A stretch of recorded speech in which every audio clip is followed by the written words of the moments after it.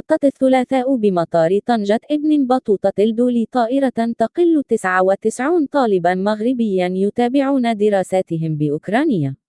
وأمنت طائرة تابعة لشركة العربية للطيران رحلة مباشرة بين عاصمة أوكرانيا كييف ومدينة طنجة، حيث أقلعت على 5:10 صباحا بالتوقيت المحلي لأوكرانيا من مطار كييف بوريسبيل، وحطت بمطار طنجة ابن بطوطة على 9:15 بتوقيت المغرب.